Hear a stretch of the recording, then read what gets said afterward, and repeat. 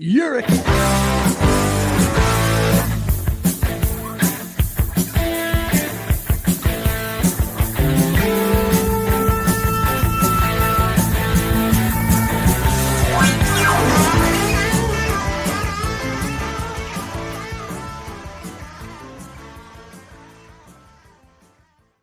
Well, good evening, everybody. It is a perfect day for the Jimmy Palumbo Show here from the Omni in downtown Atlanta, but I'm actually coming from downtown Mawa. And of course, the never or rarely late Dave Sturgio. Of course, some of the fans on the Twitter and Ticker and Facebook and the comments are bashing me, but this time, no, this is not a you thing. I feel like this is a bad, like, one of those breakups. You're like, it's not you, it's me. You know what I mean? Like, it's absolutely me on this one. That's I was jerking around with my lighting, which I think I got a little better today, but I was like, where is he? I need him here early to tell me what to do. Yeah, sorry. But of course, behind the glass, your friend and mine, the very late Dave Sturgio. We're not that late, too. We've been 20 minutes late sometimes because of me. What's up, brother? How you doing today? I was good until my computer just decided to just shit all over me. I really have to start, like, turning this stuff off when I leave the room. You know what I mean? Like, I usually, like, I log out and shit, but, like, you know, I think it's starting to say, hey, you got to turn me off once in a while. We can't just keep running shit. So you got to do the reboot day here at Shea. Well, this is show number 254. Did we celebrate? Did we miss our anniversary? Is today our anniversary show? Of what? Like the entire show itself? First one. Was the first one February 3rd? I don't know. I think it might have been the 15th, if I'm not mistaken. I don't know. We have to now you're gonna make me threw my fucking in a fit of rage, I threw my keyboard, so I can't type anything. Dave is like, this show is sponsored by what's that girl? Who's the deaf mute girl? The deaf mute girl. Helen Keller is the sponsor. Helen Keller. I'm a miracle worker. He can't type. He can't. I think so. Maybe 254. That would be over. You're gonna make me go scroll, but go ahead. Now that I have my phone here, isn't it on Captivate? Captivate. Yeah, well, that's what I was gonna look on iTunes or whatever. But yeah, go ahead. Keep that show rolling. Well, he does the research over here. This is show number 254, and of course, what we do on this fine program is we go by. You know what's odd though? Just cut you off. It says episode 254 is today, right? Yeah. It says see all 263. There's no way it's that. Well, episode one. I do know. Episode 1 was March 15th, 2021. Not to bash anything at your fine studios. Did you hear me or no? I can hear you. I'm saying it's March 15th, 2021 would be the anniversary. All right. So we'll do it. We'll have our anniversary show there. However, fucking Tyson comes in. There's the anniversary. This is show number 254. However, only 253 shows are available to the American public because our fine friend Chris Gucci or Sturgio, I don't know who did it, there is a missing episode. Now, when this show becomes as big as Joe Rogan, people are going to be on the interweb using Chat GPT to say, where is the missing show? Lifesaver, that app. I have to go back and look. I have to find out which show number is missing. I remember laughing with Gucci over that. But this is show number 254. And of course, we got Andy Hedden, linebacker for the New York Giants in the 80s, which Venditti just drove off the road. Dan Lloyd from the late 70s. And of course, you got Chuck Howley. There you go. That might be one for the old man there. Randy White. Then you got Teddy Bruschi, Patriot piece of Randy White. Of course, Randy White, Dante Hightower, and what else we got here? Jack Lambert, you got Gastineau, you got Goose Gossage, Araldus Chapman, and of course you got Cecilio Guante. And Venditti texted me and said that Guante actually means glove in Spanish, and of course Jay Buhner. But I got one for you, and this is going to be 54. It's going to be a little merge of my next segment on the baseball card. Everybody's favorite player, Mr. Sam Frank Palumbo, linebacker, for Cleveland, Buffalo, and Green Bay from 1955 to 1960. My brother's name is Frank, so it's Sammy Frank Palumbo linebacker. Any relation? I don't know. He was a 4th-round pick. Yeah, Buhner was 19. What the fuck? I knew it. There's no way. Well, 1 year he wore. Here we 54. Go. There you go. And of course, he was out of Notre Dame, Sammy Frank Palumbo. Okay, and he had a pick in the NFL championship game, which the Giants used to be very good in until Super Bowl era. But here's the funny thing, and that's what you get on this show. He was the roommate at Notre Dame of Regis Philbin. So Regis Philbin. You said, I heard Ruh, and I'm like, Rudy, and you're like, Regis Philbin. No. So Regis Philbin's roommate, last name was Palumbo. I find that hysterical. So that is number 54 here at Shea. And of course, which brings us to the fine baseball card segment. And I got to admit, I don't know this guy, and maybe you do.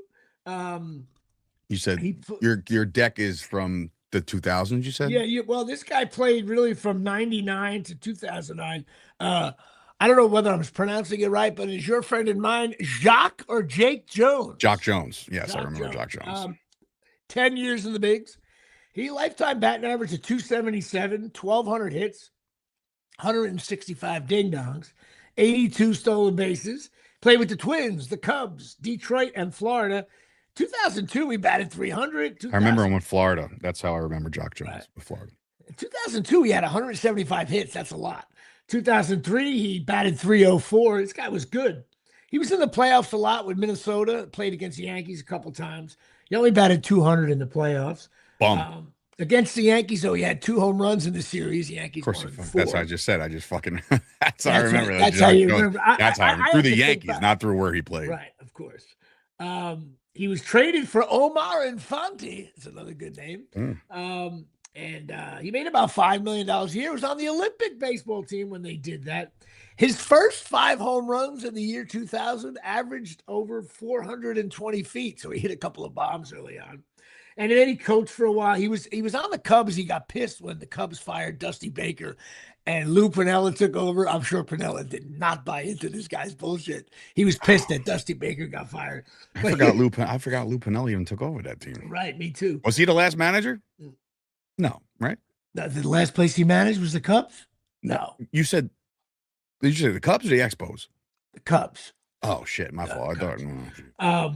But of course, he coached with the Nationals for a while, blah blah blah. But of course, on this show, I'm always looking for that one thing that'll make you and I laugh. And the reason why he doesn't coach anymore because he was arrested for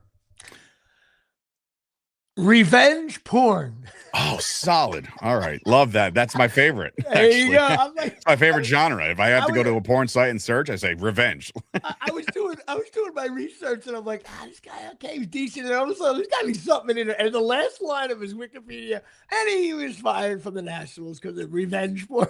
I'm like, all right. That was probably probably the first guy to get that phrase. I didn't get a chance to watch the porn because none of us watch porn in America. And so I did not get a chance to see that. The devil. Anyway, so that is it. Jake Jones or Jacques Jones. Yes. He's French. You Montrealians, however you say that. Revenge pitching machine, according to Tyson Logan. And of course, Patreon. We are still at 56. My fine Patreon people, I love you. Thank you so much. You help pay for the show and pay for Dave really a little bit. Thank you. It should be called Dave's Patreon. But I got to give a shout out to Johnny Box, my brother Frank Palumbo, and you know what? Because my brother skied with her this week on vacation, a big group of the tailgate. Was fucking skiing. Everybody's skiing. Jayburn, Janine Michaud, Absolute Eyewear with the ticker on the bottom, which I never noticed that, the Absolute Eyewear ticker. I forgot to turn it on 3 weeks in a row. So listen, I was so well prepared by I was done preparing for the show 12:20. And then when I logged on at around 12:45, 12:50, that's when everything just all hell broke loose. And I was like, oh, sweet. I'm glad I prepared. Right. Well, listen, sometimes, this shit happens on the Jimmy Palumbo Show, but that's not, our show's never been, it's always about our content and the occasional oh shit by Dave. Because I just remembered something that I needed to pull up, but go ahead. I'm listening. I know you couldn't get it's loaded up. I just have to grab it. All right. We got a special video for you. We'll show you later on. Well, of course. So a shout out to Johnny Box, my brother Frank, and Jay Bird for the fine Patreon. And of course, chasing miracles.com here from the Omni Miracle Stem Patches. Shit your body needs. Put these patches on. They work great. A lot of athletes use them. Serena Williams uses them. Michael Phillips, wrestling guys use these things all the time. Grandmothers, moms, dads, my mother uses them. Shit your body needs. Put these things on. They're really cool. Give Tommy and Donna a shout via chasingmiracles.com. Go check these things out. You know what? Go to the website anyway and sign up and just say, hey, I love Jimmy Palumbo. I love his show. And I want to check out your patches. that sounds like Artie. Like, I play my mom because I love my mom. And he just fucking loses his mind. So that's it. Chasingmiracles.com here from Shay. Well, obviously, let's see. Sunday's a big day here. Yeah. Super Bowl Sunday, Sunday of all Sundays, Super Sunday. I'm going to root for the Seahawks because I don't like the Patriots. I never have. And we beat them twice, so they got nothing on me.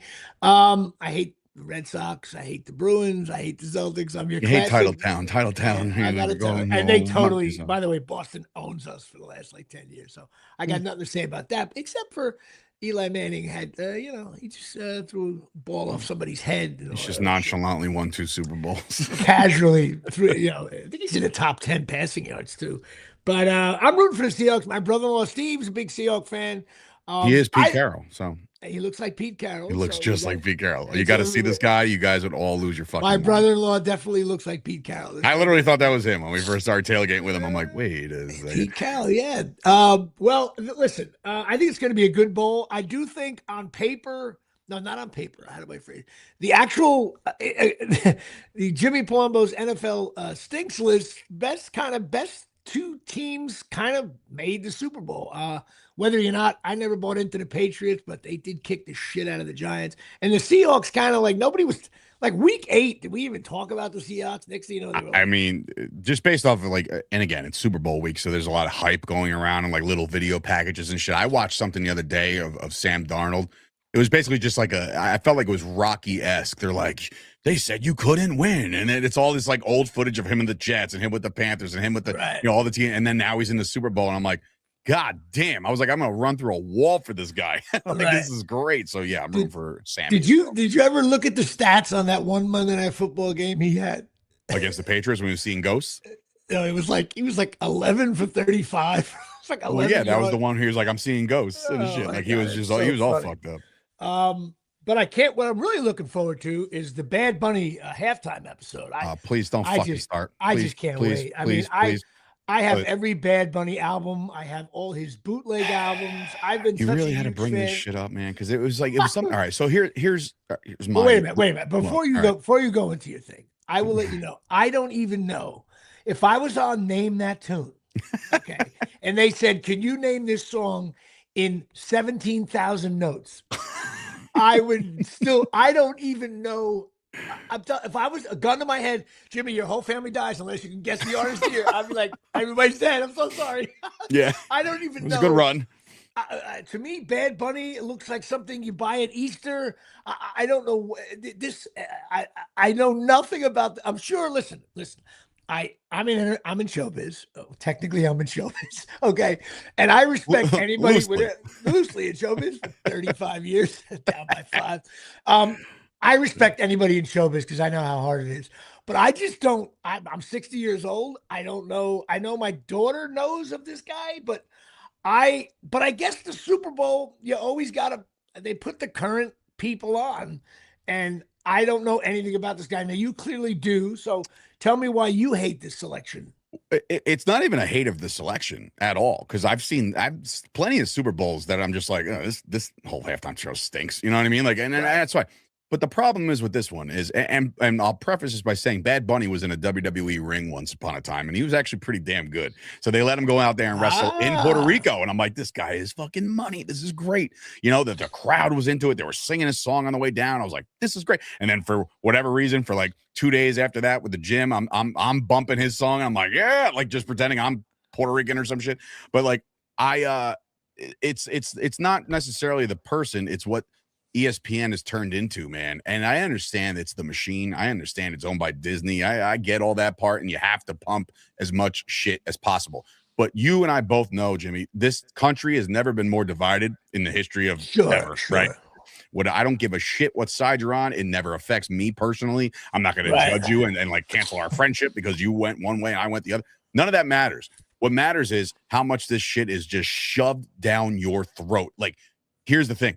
He went out, apparently, an article saying he's going to go out there in a dress, wearing a dress and shout out all of his fellow gay Puerto Ricans. And I'm like, all right, I mean, listen, you got the platform. I guess that's he's got the stage. But go nuts, right? Well, but I didn't want to tell you. Next week we will be wearing dresses. I'm cool with that too. But like, and again, you want to wear a dress, you want to love somebody different. I don't give a shit, right? I truly don't care. It's the constant like, you gotta watch this and you gotta like this guy. They put out a thing last night, and I shared it and I got some backlash, but I don't care. Like, they're like, hey, Bad Bunny was bagging groceries in 2016 and now he's in the Super Bowl. And I'm like, all right, I drove a truck in 2016. What the fuck does that, like, who gives a shit what he was doing in 2016? Why are you trying to give me some feel good bullshit when I already said, like, I'll watch it, or, and again, this might be breaking news to some, but you can absolutely get up and go to another room and grab a new beer. And you don't have to watch. And you don't have to watch anything. But then again, Jimmy, they're like, now there's by the way, when it turns halftime, turn on channel Fox News because the All-American halftime show. Like, we don't need that shit either. First of all, nobody. But by the way, I don't know about your house, but anybody. You don't touch the television during the Super Bowl. Well, first of all, last year was Kendrick Lamar. I'm a rap fan, more or less old school rap fan, but some new rap and hip hop is okay. Wasn't he a wide receiver on the Lions years? No, not at all. But like, that's what I'm saying. Like, so even my father or like older heads are watching this. Like, I didn't understand one fucking word he just said. You know what I mean? And like, and now this guy's gonna go sing in Spanish and shit. So guess what? I'm not gonna understand anything. Am I gonna judge him for that? No, but it's like.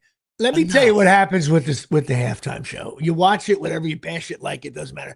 But the first 25-yard pass over the middle, first down, you're eliminating. You stop the halftime show. Trivia: who was the halftime show for the Eli Manning wins over the Patriots? That was nobody cares. But here's the thing: there are iconic performances. Like, I remember nostalgic reasons because I haven't got to celebrate a Super Bowl in 30 fucking years.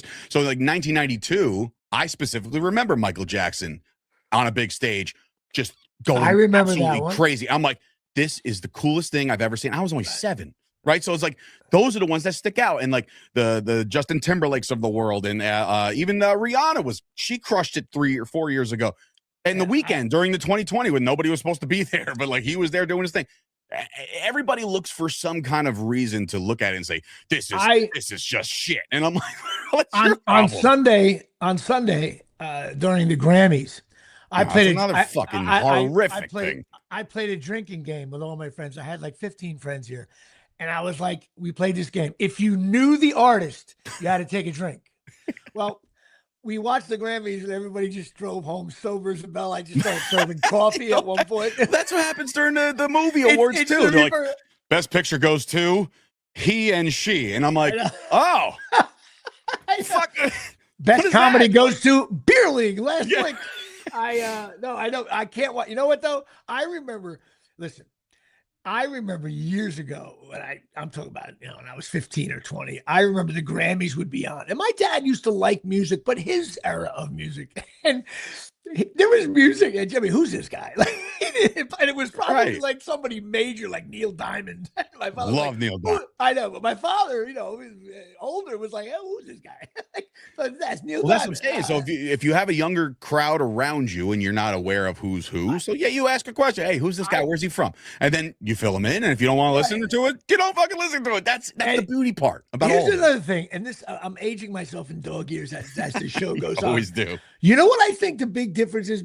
Now, listen, for you kids scoring at home, back in the day, we had something called AM, FM radio, and you got in your car and you turn the FM radio on, and there was like the hard rock station. There was the Z100, which played all the hits of the day. Like there was only 8 choices, for any like normal kid. John Kelly thinks you have Bing Crosby on replay. Bing Crosby would have rocked the Super Bowl. Are you kidding me? They should have asked him. And by the way, I'm part of the Bing Crosby International fan club. Of course you are. It's great. They had a meeting on Sunday. It's on YouTube. Wait a minute, that's a real thing. Oh yeah. Oh, you're not bullshit. Wait a minute. I thought it was just a figure of speech. Like, oh yeah, I'm the president of the fan club. Okay, time out. Oh you my know what God. You know what I would tell Bad Bunny and his 7 million followers? I was like, hey, just want to let you know, Bing Crosby's fan club started in 1928. Still around. 1928. So that's it's still around. You believe it's the longest running. That is pretty impressive. And Bing. One thing about Bing Crosby didn't do much. He was a live performer, a radio performer, a television performer. Number 1 box office in the 40s was Bing Crosby. Well, all right, I'm gonna age myself in reverse. What's like his famous song? Because I don't. Yeah, that's that song, The Holidays. It's called White Christmas. Oh, he sang that. Oh, yeah. And you know what you know what the thing about White Christmas is? For White Christmas, all I see, because I'm a kid at heart, all I think about is Macaulay Culkin in the window. Right? He's doing a fucking thing. Right. I don't know. I'm like, it's Bing Crosby.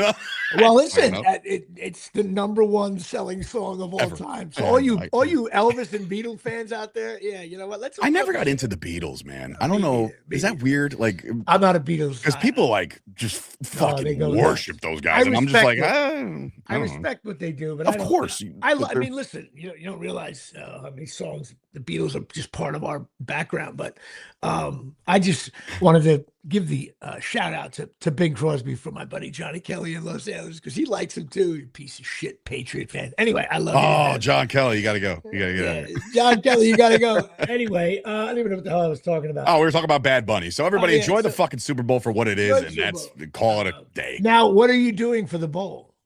I haven't missed the Super Bowl with my father for a long time. Are you just watching at your house? You're not going to a... No, I'm going to my dad's. I don't know what I'm doing. I might go to my buddy Dave's. There was like one. You know what's kind of crazy? The last time I went out, I think it was for like the first half, and then I was like, I'm going to my dad's. Like, I don't like being around people like that. Just don't pay attention like I do, or like just don't know the game.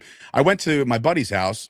You know the Sobies. Like, but I was at their house, and it was Patriots Seahawks, which is kind of weird. But like that, so I don't really typically go out because I just. What would you do if the Cowboys made the Super Bowl? You'd have to have a party. There's no fucking party at all. No. It would be me, my father, my brother, and our family. Your bonus mom, your kids. Oh, they live there. So of course they wouldn't have like 10, 12 people watching. No shot, Jimmy. I don't even let people come over to my house for playoff games. Yeah, but wait a minute, though. When the Cowboys make the Super Bowl, Miles will be like 24. He might want to have his friends go over. What a cheap shot there from a haymaker from Cut its fat ass. I hit the wrong button, but yeah, so you could do that too. But I couldn't. I don't even I don't like watching regular season Cowboys games with anybody else outside the immediate family. I know, but I don't even text you back. When you become an adult, you'll get over that. It's like, you got to. Let's not get crazy. But yes, I know what you mean. But listen, if the Jets make the Super Bowl, when the Jets make the Super Bowl, what are you going to do for Miles? You got to do something. Stop! You were knock that shit off. You saw his little lid. You saw his new lid. I can't wait. Man. The minute Miles knows who I am, I can't wait to buy him a shiny, ugly green jet hat. No, you know what? It's funny because we usually run out of toilet paper relatively quick, so we'll just use that. His first tailgate. Freaking mine. Miles, check out this. You want to get him behind Rutgers? Get him behind Rutgers. You're not going to get him anywhere else. That's please. We're going to get more to that later on. Well, in other news, of course, the Tysons and the Hogans, Daryl Clark, my fine Patreon friend and contributor to the show. And of course, so is Tyson Hogan. But Daryl is going to Nashville, Tennessee to one of those Comic-Con things. I don't even know which one it is. And Ralph Macchio is going to be there. And so is Cara. What's up? So is Cara Buono. So I sent a text to good old Ralphie. And I said, hey, Ralph, my boy Daryl's going to be down there. Now, think about all the shit that, Cobra Kai, Karate Kid, but Daryl Clark is going to be there with beer league stuff. I think that's the greatest thing ever in the history of showbiz. So he's going to be getting online with beer league stuff. And I told Ralph. I don't know who this is. That We were worried sick about Somebody's you. worried sick about you. Joe Cinecor? I don't know what that means. Oh, that's Yeah. Joe Cinecor. I'm sorry. Yeah, we were worried sick about you. I don't know what that means. Maybe We he's got to just figure catching out. up. I don't know. Yeah, I don't know what you mean by that, Joe, but I don't know why you're worried about me. But the Plenty more things so important to worry about. I texted Ralph, and Ralph was he got back to me. He said, "Listen, it's going to be mayhem there. I don't know what's going to be going on, but if you can get to like the handler near the table and just tell him that a friend of Jimmy Palumbo's is here, I'll try to see him." So I think it's funny if he's online with all this Cobra Kai bullshit. He's got a beer league poster. That's just awesome. That is awesome. I just texted Cara Buono, who played Artie's girlfriend in the movie. She's a doll. I've spoken to her over the years. And, Deep speed back then. No, she's still listen. She lines up in the slot now, but you know what? Fires over the middle first down. She still looks great. She will. Hopefully, she'll get it. I don't think. Maybe Stranger Things is a big show, and she had a big part of that. So I'm hoping that Daryl Clark, my Patreon. Daryl sent me a DM on Facebook and he said the cakes are on the way or whatever. I know. I can't wait. I'm pumped. I'm like, I don't know when it's gonna arrive, but I'm like, dude, yeah, let's go, bro. They're really good, bro. Dude. I ended up freezing it. I ate it. It's big. It's fucking huge. Big. It's like huge. A fucking Cinnabon times 1,000. Yeah. The first time they said to me, I was like, "What the hell is this thing?" And I cut it into sections. Goes perfect with a cup of coffee in the morning. Anyway. What else happened this week? Yeah, well, you don't. Well, you shouldn't be eating that. We'll get to that in a second. I went to my mother's house yesterday. A little shout out to my mom. She's got some bad pains in her leg. She's limping around. It really bugs the shit out of me because my mother is a gypsy. She will get in the car and do things, but she's a little on the injured reserve right now. She's really struggling to walk a little bit. And but we went there to take down her Christmas decorations. Now, my mother is a professional Christmas person, okay? She has enough. If I told my mother that the Sturcio family and your brother, they have no Christmas decorations, and we need to bring your extra Christmas decorations to decorate your house, my mother would be like, "Oh, is there anyone else? I have enough for his bonus mom, his mother, his father." Why didn't you fucking say that this year? I was struggling. You knew I was struggling. Not the outside. You care less about that. This is inside. She has shit going on, right? So of course, things are up in her attic in a little. She's in a 55 and over community, but it's a whole house, a 2-bedroom thing. And the best, I go there very calm. It's already February. We should have took the stuff down already, but she wasn't feeling great, so she didn't care. But the dynamic between my sister and my mother in taking down Christmas decorations is like Battle of the Bulge here. My mother was like, no, put it here. It goes in this box. Make sure you wrap it this way. And there I was in the middle of mayhem, and we're going up and down. They're screaming at each other. I'm like, "Mom, what are you getting so fired up over a little Santa Claus thing that, you know?" And then she started taking ornaments off, and she's like, "Oh, I got this in 1962. I got this in 1980 in Germany." My mother knows each ornament where they're from. It's crazy. And then I go upstairs. I go, "Mom, what's with these 4 boxes? Oh, those are the other ornaments." Like, "Mom, your tree has 8,000 ornaments on it. It's unbelievable." You know what's crazy? Like when we do the ornaments on our tree, we go to the boxes, right? And like Steph has 1 billion from her childhood, and we have new ones for the kids. Right. And Stell, "Daddy, where's your ornaments?" And I'm like, I don't think I've ever had ornaments. You didn't tell your kids you didn't have a childhood? Did that come up? Because honestly, like, no, what you should have said is, I'm thinking, like, did I have like, the Cowboys haven't made the Super Bowl since. Well, not even that. Like, you would think that I had like Dave's first Christmas or something. I have nothing. And I don't know if my father has it or like, my dad's tree is just full of fucking "Make America Great Again" shit or whatever. No, but wait a minute. Your dad must have. Well, somebody. I don't know. Every time I look at the tree, I'm like, there's nothing fucking there. Like, I don't. My mother gave me yesterday. She gave me 15 ornaments. One from like 1965 because I was born, and she wrote Jimmy on the bottom of it. I got all kinds of things. My Uncle Tony. We got new bomber. There's new ones every year because my family keeps adding kids. So like my bonus mom will go out and she's like, "Ah, shit, I guess I gotta get another ornament." And the family is just like, it's like this massive thing now because it's just got like a pyramid scheme. You know what I mean? Like we're all on it, all our names. But yeah, I was like, I don't know if I have any ornaments from my childhood. Listen, like My mother. That's depressing, or well, it is. Well, listen, like the lost episode of the Jimmy Palumbo Show. Your childhood may not have existed. Well, and Joe Cinecor. The problem is that you can't get in touch with him right now because he just said, "I hope it wasn't the Italian socks episode that's missing," which leads me to believe that he's watching way behind when we first started and talk about a missing episode. So if he had the smarts and wherewithal to hit live, he would be able to talk to us normal. But it's okay. He's not gonna. Joe can do whatever he wants. He's a fine right. man over there at St. Paul's Cornerstone. I guess I'll see you in a couple months. A couple weeks in that Cornerstone thing, bro. No, but I know. Listen, my mother was such a pro, and she has 6 grandkids. And what she would do, she knew the kids wanted to touch shit on the tree when they're little.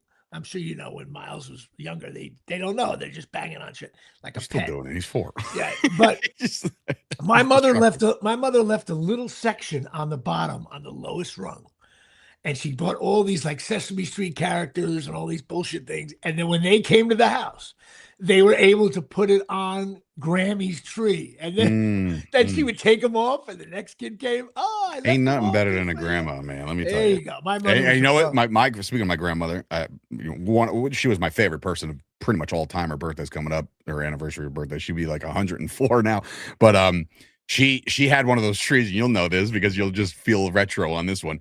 She had one of those trees where, like, when you put the lights on, it was the big fucking bulbs. And if you touched them, you would scorch earth your fucking that's right. No, like they should have died in the fire in the house. Right. Exactly. But you know what? Those big bulbs, they look the best. They do look the best, but they also would burn you third degree. There's a whole like society of vintage Christmas people where they go to these garage sales, and they buy that and they set it up. Of course. They die in a tragic fire because they don't realize that like the wires are exposed. Right. But we did that, which was absolutely insane, helping out my ticket. We got it all done. And then, of course, I had to go out to dinner with my mom. I didn't get home till late, but it was good hanging out with my sister. I just love the battles because my sister's more of a minimalist. She wants to throw everything out. My mother's the complete opposite. No, let's keep it just in case. In other news, it's cold here. It's been cold. I'll tell you what. I think Mother Nature. The Jimmy Palumbo Show versus Mother Nature. I am out of timeouts. The other night it was like, I don't know if you were out Friday night. Oh my God.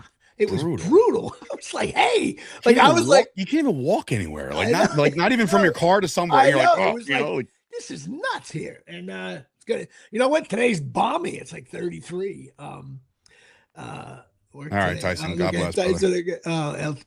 Tyson Hogan's breaking his ass. I hope you're doing all right with all that. Tyson Hogan, Patreon members chiming in that he's having a shitty day at work. I hope. He says some family thing blindside him like LT. Hit some prayers and talk soon. So yeah, shout out to Tyson. Love you, Tyson. I thought he was just busting balls, but if he's got something going on, we'll all say we'll do a prayer for Tyson Hogan and his family. I'll give him a shout. Find out what's going on later. In Rutgers news, which I always talk about, the hoops team. We were down by 20 against Michigan State the other night, and next thing you know, we had the ball with 8 seconds to go, down by 3. They fell asleep. We came back, and but it's just. You can't consider them like a scrappy bunch, no? Well, that's what everybody's saying, but you know what? I feel like listen. Scrappy bunch is like, we play hard. That's loser talking, Trust the process. I mean, that's a bunch of coach speak, yeah. Oh, how about listen, the coach didn't lose the locker room yet. Okay. Just no matter what, whenever there's a loss, it's like that's a good team across the court. That's a good team there. It's like, okay. And by the way, all that card stuff we discussed last week, cards were stolen. I listened to another podcast where people were going in and getting the free card and selling them on eBay for $500. Like they nice instantly valuable. And some people opened it up. They didn't like St. John's did it. Another school did it. That we you can't convince me to go fucking buy any. It's like telling me, you know what? Get yourself some crypto. It's like, all right, yeah, I'll just chill for a little bit. But also, I don't know if you heard. And being that we are doing our Never Lose a Tailgate show in the fall, I don't know if you heard the news with Rutgers Sports. we're going to lose $75 million. Now, the reason why this is big. No, I thought we talked about this last week. No, but it really, it's really starting to, we dabbled at it, but now it's really starting to, like, people are getting, like, in this day and age now, people are like, hey, wait a minute, $500 million, like, for what? Like, people are really starting to, what we talked about last week is growing into, like, and I'm thinking to myself, like, God, poor Rutgers. They have trouble competing when it's sunny and nice out. Now cold winds are coming in, money issues, and people, the average, no one cares about. Is it one of those like where's the money going situations? No, it's again, Jimmy Palumbo Show has been saying this since day one. This area is not a big college area. We don't have a big fan base, and it's revenue. The spending, any organization, any business, spending goes up over time. You know, sure. If you own a bagel shop, you know what you paid last year for the bagels is $1. Now it's $1.10. But we don't have the revenue, the shirts. You see, we like, you know, the area. Remember, I told you, you probably forget. I said maybe go in the Rutgers thing, maybe get something for Miles.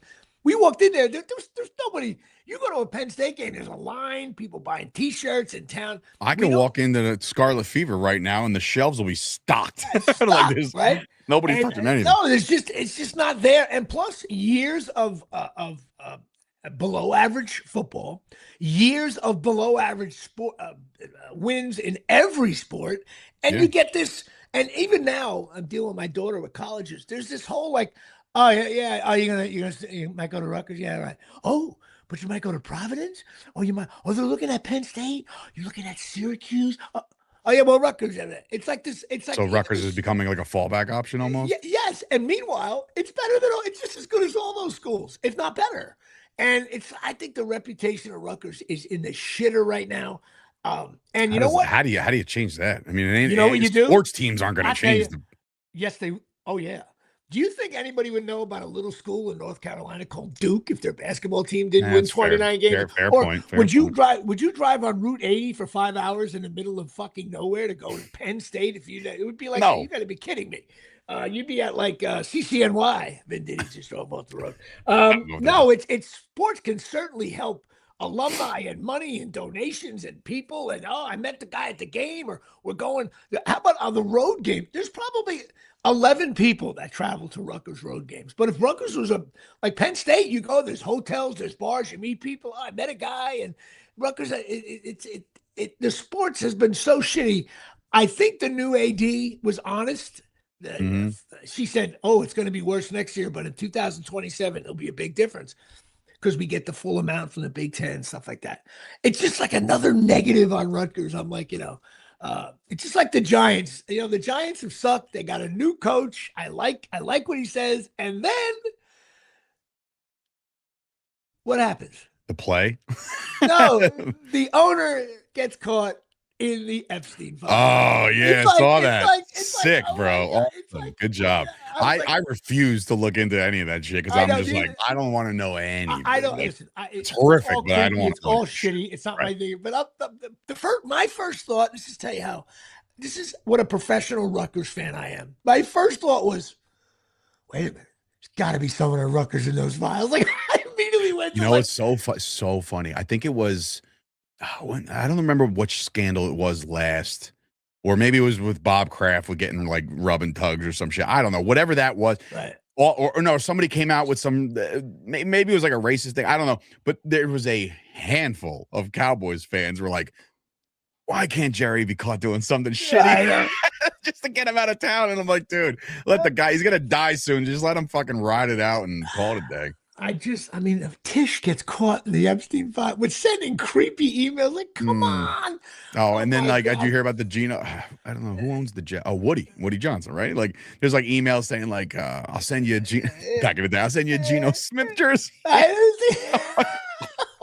Like, dude, that's worse than I won't say it. But you know what? Geno Smith and children traffic. I don't know what's worse. It's awful. It's awful. I swear there's going to be a photo of someone with a Rutgers shirt in the pool.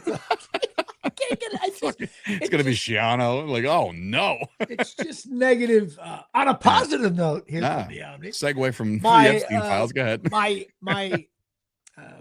My kitchen is now completely Oh, thank God, done. dude. Oh, fuck. I It's was losing done. sleep wondering if that was going to be done yet. It's done. My mother and sister are coming over today to view the final experience. However, You got some now, supportive family, dude. however, Segway Mania here is Jay. Mhm. Go to segway.com and see the Jimmy Palumbo Show. While we were doing our mini prepping, who knocked on the door? Ah, yes. But a guy named Brian Anacleto, who's a fan of Dave Sturt Show and Fight Factory, but he is also works for Oxy Magic USA. My carpets are sparkling. They are Tom DeMeo. I called him up. Hey, listen, you don't have to don't tell anybody about your carpets. Let him tell it. Hold on one second. Let him say what your carpets are all about. Hold on. Let's see if this works here. I'm Brian from Oxy Magic, and I'm cleaning your filthy carpets. We have live testimonial here. And He walked in there. He's like, "Oh my God, what's happening here?" And the worst thing, the guy has. The best thing about him is I got like beer league posters. He's like, yeah, great. Hey, how's Dave Sturt doing? Fight my like, man. He went to every. It's like he looks familiar, and I probably had conversations with him, but I'm like, he told me that he goes, it's the weirdest thing. But he says he's been following your wrestling stuff well before he ever got in my house. And then when he got in my house, I told him I have a podcast. So it's really a weird thing. The guy from Oxy Magic is a fan of what do you call that? Like the Fight Factory? It's not independent wrestling. Is that what it's independent called? wrestling? Yes. Independent wrestling. He's a huge fan of independent wrestling. I got to tell him about your show on March 21st in Ridgefield. Well, if he follows it, he should be seeing it. So right. But I'll tell him that. And of course, there might be a free ticket available for Mr. Brian Anacleto. First of all, come clean my carpets first. And I'll give you a fucking free ticket. What are we talking about here? He is not pay. If he goes, he's not paying. Oh wow! All right, take it on, Jimmy. My visa. Jimmy, that Venmo is going to be a little different this week. But so Oxy Magic USA, OXY Magic USA. Cleaning time is maybe 3 to 4 hours, not the 1 to 2. Depends how filthy it is. And of course, they have 0% financing, which me and Dave are putting our nickels together. We may own. We may only be able to buy a broom, but we'll be able to just sweep your kitchen floor, baby. So it's going to be do the best we can. Broom magic. But that's that. Now, listen. We got to have. I called you earlier because I said, you know what? I got to think about this. Now, I don't know if anybody's noticed, but I have lost 30 pounds here at Shea since September. Okay, so Rutgers season started. The Rutgers season, I was so depressed. I got heavier at the start, and midway through September, I said, "Oh my God, I have to do something." And I was so excited about our wins against Carteret and Linden that I decided to eat too much. But I was 216, and now I am 186. But I feel it's important because listen. The best joke I've heard in a while is, "No, dude, I run like 5 miles a day, but at the end of the run, either that or I was going to be like, how's cocaine? Is it good or no?" At the end of my run, I run into a needle. I decided I have been trying to lose weight. I got sluggish, and mostly this is going to sound like I'm a $3 bill here, but on the pickle court, I was like, I'm sluggish. I look like one of those fullbacks in his last year that's going to get cut. I'm like, this is awful. And so two buddies of mine are like, "Dude, it works." I'm like, "Really?" So I ended up going online, and it's not covered by my insurance. I took a beat, and I said, "You know what? I'm going to do it. I'm going to invest in myself. I'll be paying that off till I'm 90." But I lost 30. Now I only lost 1.6 pounds per week. Nothing came off easy. I started off. It's been 18 weeks. You got to take this little jar and you got to do this whole needle thing. It's a pain if anybody doesn't like needles, I don't know if you can even do. They have a pill form now. What's you never dropped the name? What are you exactly on? I'm on Zepbound. Zepbound. Okay. Zepbound. It's Wegovy, Zepbound. It's one of the Zepbound, whatever. And I started off at 2.5 milligrams. I did that for 1 month, and then I did like 2 months of the 5.0, and now I just on this month I've been on the 7.5, and that's as far as I'll go. Now I can't really, it's expensive. Do you mind sharing that? Because I could tell you in relation to what I pay for my stuff. Well, it's about right. It's about Because without insurance, it's always going to be more expensive. It's like $400 a month. Oh, Jesus Christ! Yeah, but I don't. But now, those of you scoring at home, because we all know Dave Sergio's health issues when he buys stuff from Louis on the street at the pizzeria. Undergroundnutrition.com. Underground. Okay. Oh, it's underground, all right. It's underground, all right. Well, I could have gone on. People are buying it at different places because it's just a chemical. I forget what it's called. Zepatide. GLP-1 or whatever. There's a chemical in it. But you know what? I read articles like where's that coming from? So I'm like, I order it from the online direct from Eli Lilly, and it comes right in. So there's no third parties, no row where you got to pay subscription. There's none of this. I don't want to be Mark McGuire here at Shea. Now, what are the obviously you've dropped the weight, which is great. And I've noticed it last week. I think it's because you had like a fresh haircut too. And I'm like, damn, dude, what the fuck is he doing? Right. So like there's something, he's thinner in the face. Right. Like I got to know like what exactly is it doing for you? Because I'll tell you, I did my pphysical this week. Okay, so I got blood work, and the reason why I wanted to take it through, I get a physical every right around February 1st. And Johnny Bob, I must have lose 40 on your plan and then bulk up on the Dave plan. That's right. Well, no, when what it does is it not only, because I talked to my doctor and my blood work, dude, my cholesterol went from 245 to 145. All the shitty things, your glucose, your triglycerides, all the things that cover your drinking, all the ones that they go, come to Jesus, those things, all are dramatically down. Now, when you lose weight, that happens anyway. But he also told me it does a lot of things cardiovascular wise that are positive. So he was really positive about it. The only probably negative of being on it, some people just don't do well with needles. Even getting a flu shot, it makes them uncomfortable for 2 or 3 days. Not me. You do it sub Q, like right in the gut. You do it. You rotate around your gut, and you can do it in your thigh. Which some people like. The thigh is easier for me, but the thing you get is you don't get nauseous, but you get like it's like almost like you need a Tums. So you got to have I have snacks around. Believe it or not, pretzels work for me because sometimes I have to take protein shakes because you got to get your protein in, and you definitely like. There was a couple of days where I had a little something for lunch at 1:00 and I didn't eat anything. I just wasn't hungry.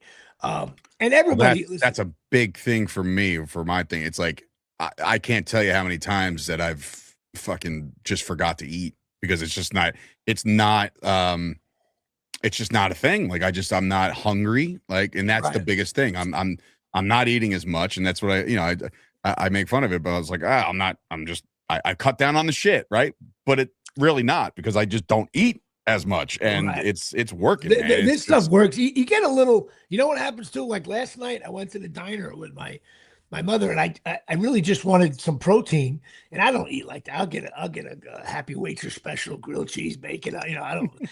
So I got like the chopped steak with onions, and it was delicious. A little brown gravy. I was in heaven. But halfway through it, I'm like. I'm full. Your stomach shrunk, dude. And so I, of course, right after the show, I'm going to be dabbling with that. You heat it up. Every meal I turn into 2 meals. I definitely save money on food that way. But you get a little.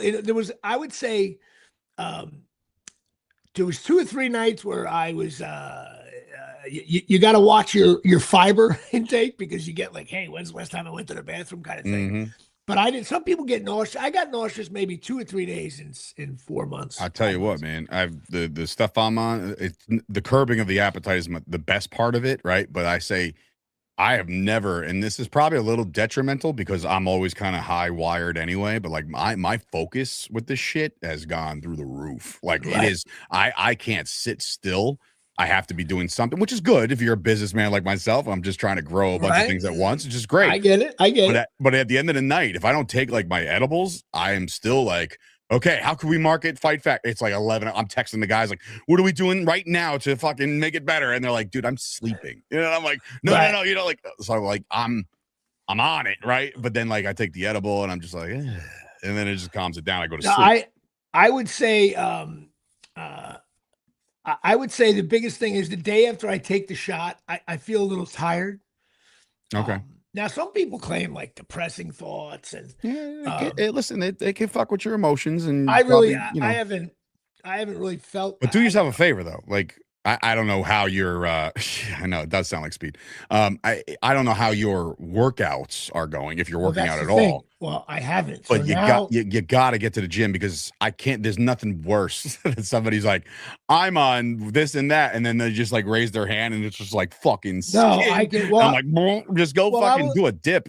I'll be. Good I'll be. Lord. My doctor discussed that with me, and so what I'm going to do now is, instead of taking it every week, I'm going to order one more round, and I'm going to take it every 2 weeks. It's called like maintenance. I'll see how that goes, and I definitely got to start. But I'll tell you one thing. Everybody's gonna laugh at me at this, but my ranking in the pickleball arenas dropped very poorly in September, and very quietly, Jimmy Palumbo has been revenge tour. like porn. I have been much better in pickleball. You know why? I still get like, tired on the court and stuff, but I'm just way more lighter on my feet. I was quick anyway. I have quick hands. I'm quick. I've always been quick. Not a good runner, not a fast runner, but I can, I'm quick on the court. That's from my tennis days.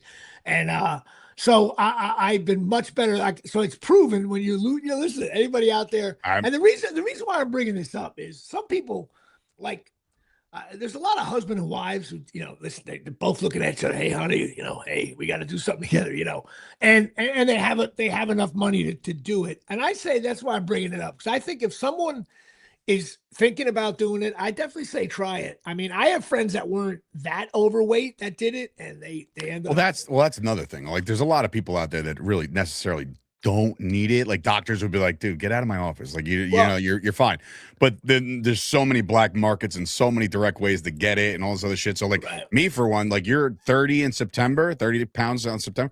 I started my shit middle of November. So like I'm 15 pounds since Thanksgiving. Right. So, like, which is great. It's moving, and I'm at the gym, and I'm moving around, and I'm doing, I'm a lot lighter on my feet. Because sore as fuck, but because of the cold weather, I haven't been. Yeah, well, that's another part. Yeah. But now I'm playing indoor pickleball and shit like that. But I definitely got to start doing some weightlifting. But I just wanted to bring it up to anybody out there. It worked for me. It's still working for me. The thing is, though, even if I had the money, I'm not so sure. Like, I'm at 186 now, which I think of, like, once I get below 180, I don't think, some people are like, oh, you should try to get down to 170. And I'm like, no, because you know where your sweet spot is. And yeah, it's like, I don't think, because you also don't want to look ill either. You know what I mean? That's like, what I think I'm going to look ill. Yeah. So I've set a realistic goal. I said, I want to get to 250 by the summer show, right? Like, so right now I'm 261. So it's only 11 more pounds between now and then. But like, I remember way back, I was dating a somebody that might have been a distant relative to Satan, and she made me just not eat at all. Like, she starved me to death in 2011, and I got, now remember, right now, you've seen me recently.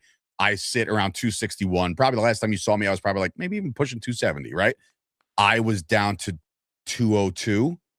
Oh my God. Oh, so like if you saw pictures of me in 2011, you'd be like, oh, cool. So he's dying. That sucks. You know what I mean? Like, I know, I just wouldn't eat because this girl was a fucking rail thin, and she's like, you got to eat what I eat, which is nothing. And I'm like, oh, you're right. I should fucking lose all this weight. And then I almost took my own shit like because of this. But yeah. Well, listen, do it the right way. Stick a needle in yourself. Do it the right way. So yes, I've lost 30 pounds. I don't know. I hope I don't gain it back.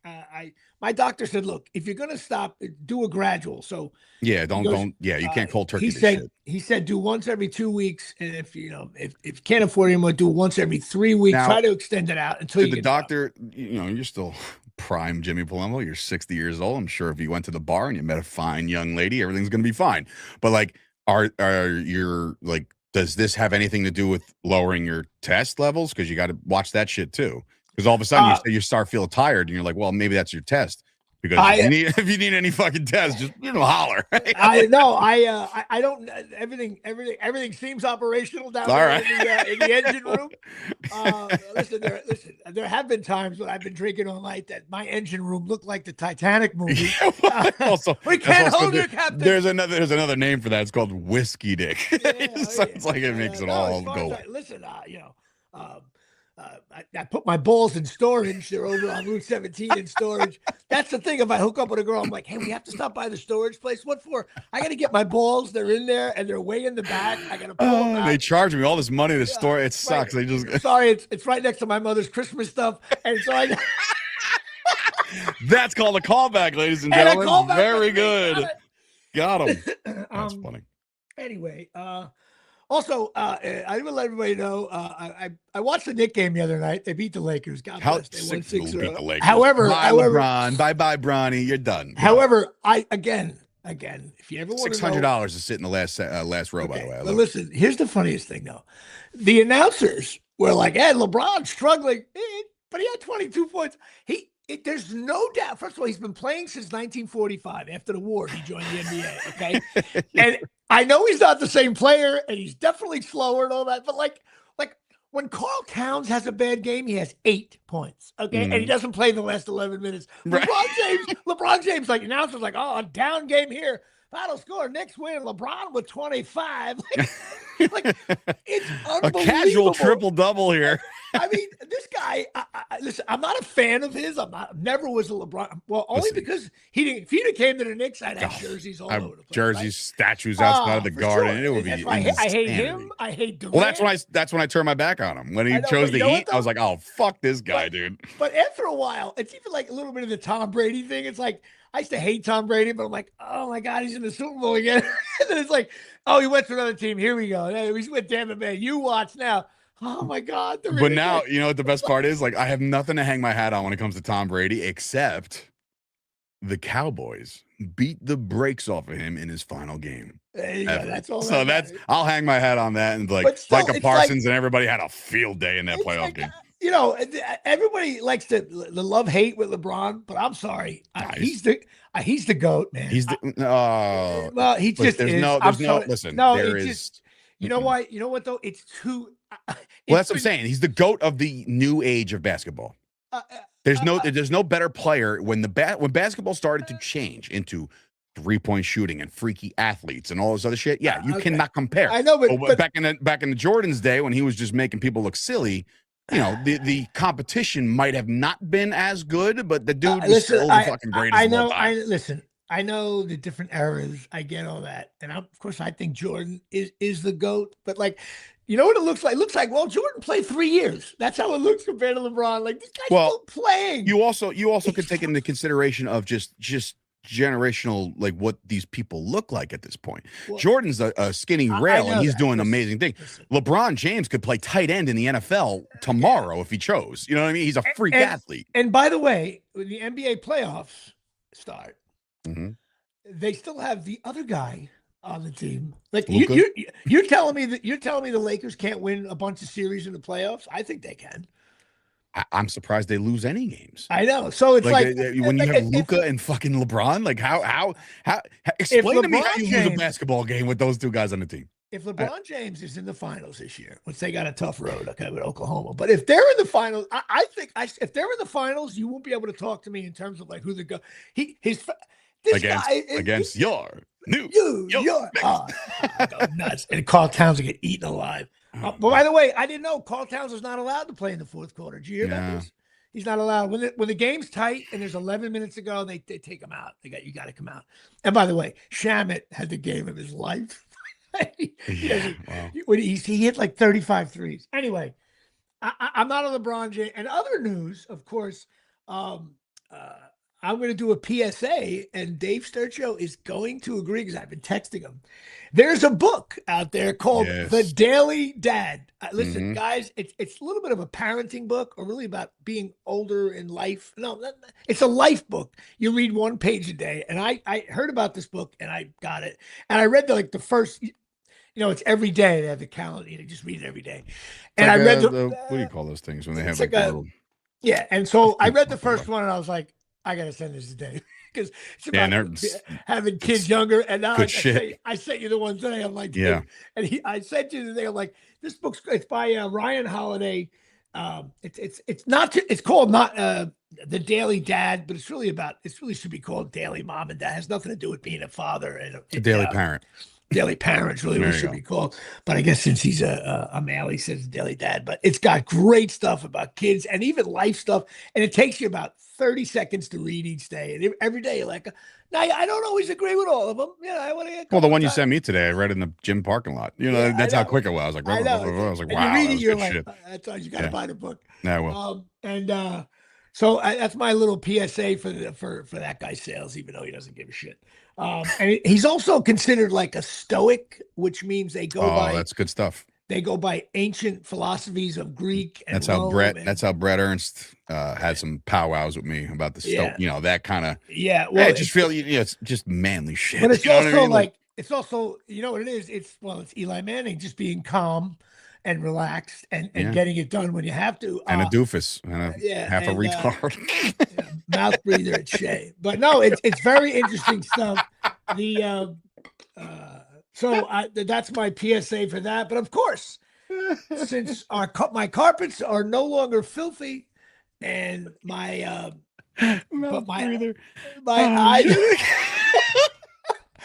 eyes are shit.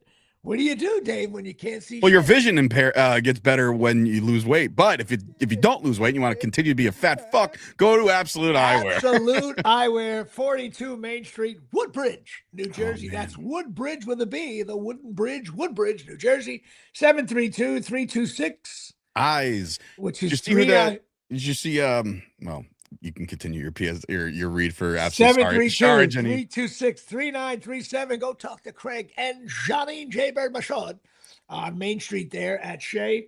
And they have everything there. Charles Oakley hangs out and drinks with them. So just go there, $100 off a complete pair if you say you're a human being or you're affiliated with the Jimmy Palumbo If you walk in there Show. with a pulse, guess what? We got a discount for you. Say anything, bring up softball, Corona, Sturgio, Chop Sports, anything that will give you you got to get two of them, though, complete pair at Shea. Across the street, Woodbridge Brewery. I don't know where they dug them up, but I saw an advertisement. And first of all, Mariano Rivera is going back there, I believe, in May, which is dope. But all of a sudden, I see this advertisement. I'm like, is that Jeremy Shockey? Like, where the fuck did you find him? You know what's funny about Jeremy Shockey? First of all, as a Cowboys fan, active, you hated his guts. But at the end of the day, you're like, this dude's a badass, right? When I worked for the Giants with Venditti, and Venditti can't vouch for this because he won't tell him, and I'll just expose it now because I think it's funny. So we had this intern mobile. It was a minivan. It was like 4 or 5 of us. We went to the only bar in Albany when we were out there training camp. There's nothing to do out there, by the way. We're out there, the only bar, and I go to the bar, and I'm recently 21, so I'm like, this is fucking cool. I can go to the bar and just grab a drink. I go to grab a drink, and I look to my right, and who's there? Jeremy Shockey. And I'm like, nonchalantly, I'm like, shouldn't you, isn't it past the call time or whatever, bedtime, whatever? And he's like, yeah. And I'm like, you know what? You're okay in my book. That was it. That was my interaction with Jeremy Shockey. I remember I think coaches were afraid of Jeremy Shockey. But you know what? In a playoff game, he dropped a big ball, so I don't want to hear his shit. And I can't find the meme or the video. I think you were playing the 49ers. Something, I don't know. But there was the one where they had the big comeback at the end. Yeah, because he's on the sidelines doing this. Pointing at the thing, and all of a sudden somebody Garrison Hurst just broke a fucking run for 90, and you're like, and then he looks around, he's like, oh shit, and he's watching his team lose. Shockey was great, but he was a crazy fuck. Sometimes you need that. And so go to Absolute Eyewear, but also I'll do this quickly because we'll run out of time. Yeah, I gotta get my daughter. You have to watch? Did you watch the documentary on Netflix, Miracle of the Boys? I've not yet. I finished Landman last night. Finally, dude, you know what? I didn't realize. And my friend Mark Ciardi, who is a fan of the show, and my nephew, they work for a production company, Select Films. They did it. But what people don't realize, yes, it's a documentary on the 1980 hockey team. However, sports documentary, I'll eat it up. So yeah. But here's the miracle of that. It's based on never seen footage. The IOC. They had people with 16 millimeter cameras with audio all over that Olympics. It was like like it was just in storage. No one saw it. So all the hockey players from 1980 are watching footage of outside at Michael Ruggioni's home, at people's houses with their parents. And they're all the parents are gone now. And they show them watching it, and their eyes are like, oh my God, look at my dad. And the dad was drinking, partying with, because dad was only like 45. It's awesome. And the footage is in that like NFL film, 16 millimeter style. And Herb Brooks, he sounded like he must have been a bastard. But the footage is so awesome. And there's things like, did you know the first game? I know you don't know this because I didn't know it. The first game, the arena was half filled. It was like a shitty ticket because we were supposed to finish 12th. And all of a sudden we tied Sweden. People were like, oh, that's nice. And then all of a sudden the next game we beat a team like 8-2. And people were like, fucking hey, wait Norway or some shit. And then what's his name? Al Michaels. Al Michaels is great on it. He's on this? Now. Oh yeah. I love Al Michaels. He says stuff like they ask him like, was this like the greatest sport event? He's like, nothing will ever top this. Like it goes upsets. This is it. The Russians were so much better, but then the family of Herb Brooks, the son and daughter, come on the show, and they have Herb Brooks kept notes, and one of them says Russian hockey team. It says cocky, cut corners. Don't seem to be in, like he was watching them going, you know what? They're so much better. And you know what? They were beating teams. They're beatable. Yeah.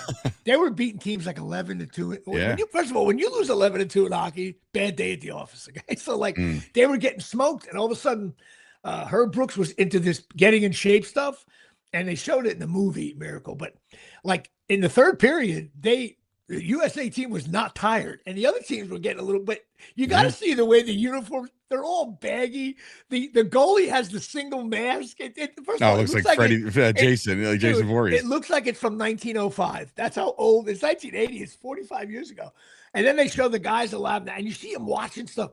The best part is they're watching it, and you see their eyes, and the guy will remember something like, oh yeah, left. Yeah, it was right. I got to pass his left skate. Like he'll remember a specific thing. I think it's one of the best sports documentaries I've ever seen. It's not. Wow. First of all, all right, I'm watching it tonight then. You totally got to watch it. And it's based upon this unearthed footage that you never see before. So it's nothing you're going to see in Miracle because they had what they had, and that was it. Right. And I think there's I did hear from my buddy who produced it that, do you believe in miracles? They actually they couldn't get the rights to that. Do you know that crazy is that? So they had someone. Who has the rights? Al Michaels? I guess ABC does, or Al Michaels. So they had to have someone dub it. It was like an AI thing. I heard that. I wonder. Wait, whoa. I would love to know. I would love to know if like guys like Al Michaels, who are now famous for that line, like, all right, for example, all right, just quick. For example, I mocked Bruce Buffer in a wrestling thing once, and I said, let's get ready to rumble. It is time instead of it's time. It's time. I'm talking about Bruce Buffer, not Michael Buffer. Let's go further. Bruce Buffer says it's time, right? But he says it in his elaborate. That's the UFC guy. Right. And I said it is time in a mock thing, and he sent an email to the promoter saying like, if he ever says that shit again, I'm going to sue you. And I'm like, it's crazy. Same thing with Three-Peat. Pat Riley owns Three-Peat.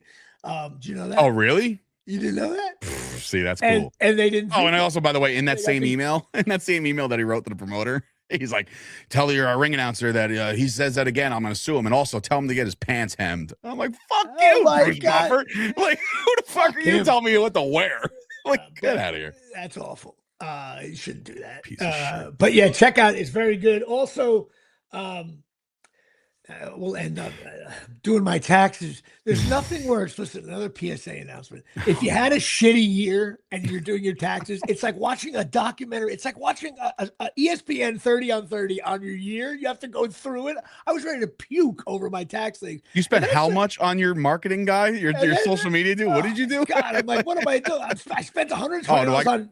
By the way, do I got to send you something? Like, do you need something, or you just know? Based off I got to get that from you. Yeah, all right, I'll lock something up for you. But it's the word. And then I realized, and this is something I'm not going to disclose income or anything, but like in 2024, I had one big at bat and I hit a home run with Daredevil, and it made my year financially. But looking at, I chart every audition. I was in a lot of unimportant games in 2024, like bad, like Rutgers playing Miami of Ohio kind of thing. In 2025, okay, I played Ohio State, Penn State, Georgia, Auburn, SEC schedule, right? I was in overtime with Ohio State, all this stuff, but I didn't land enough of the jobs. So like as financially, 2025, awful, right? Mm. But as an actor, hey man, here we go. All right, here we go. But like, you know what? At age 60, I don't really care about the here we go. Like, Where's the fucking money, dude? I want a cheap home run off the pesky foul ball to win the game. Yeah. That one, you know what? That's the only stadium that one got out of is Yankees. Like, I don't give a fuck. like it would be like if ShopRite called you up and said, Dave, can you come in twice a week to announce our specials and we're gonna pay you $300,000. You'd be like, oh sure, but you'd be like, aisle 5 here. Like, so, but I mean, well, it's like not what you want. I'm gonna make it the biggest hype thing you've ever heard in your life. Oh my God. But you know what I mean? It's like, so part of me doing it's like, all right, Jimmy, like I'm looking at the auditions. I'm like, hey, I was in so many games, but we lost them all. Look at that be. I didn't lose them all. I won a few, but like some of them, I had ones where like, Dave, I can't do the show for a month. I had those, I call them game changer auditions. And I'm like, shit. I was inside. I'm the Ernest Biner of actors. Speaking of your acting career, I was on the couch the other night with Steph, and all guys will know this. It is the biggest fighting causer of any relationship is what do you want to watch, right? It's because it's just like, all I do is scroll. I never land on shit. And then once I swear to Christ, it always gets back to like, I'll just start over Entourage. like that's just all I'll do. But the other day we're scrolling, I think it was Amazon Prime or maybe Netflix. The Family came up as a thing. And I was like, oh shit, look, The Family. And Steph's like, yeah, we watched that. I was like, I love Jimmy, but I never actually watched saw it. The Family? I never watched it. And I was like, shoot, wait a minute. She goes, you wait to the hour 10 mark? She goes, you work with this guy every week. And you've never watched the one movie he won't shut the fuck up. I was like, no, I never watched. She goes, we watched it together. I'm like, I promise you, I have not a clue as the plot line. I have no idea. That is what so like. Funny. I scored 35 in that game, bro. Well, that's what I'm saying. Like, I'm sure you did wonderful, but I don't remember ever watching it. I thought I did. As a matter of fact, she swears by it, and I was like, it was somebody else. That's a frustrating thing. Listen, I'm not going to judge my acting. Who the fuck knows? But like, I was in The Family with Dominic Lombardozzi, De Niro. And you know what? I brought the ball up. Tommy Lee Jones was guarding me. I bounced past 25-footer. Like I backpedaled. And the alley oop to Michelle Pfeiffer got it.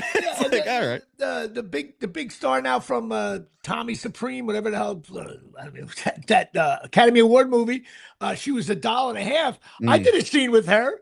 With Annabelle Scora and Dominic Lombardozzi, and I'm like, shit. All right, look, I'll watch the 1980s Miracle thing tonight, and then I'll follow it up with The Family. All right, I'll just make sure, and I'll critique you, and I'll send you my notes.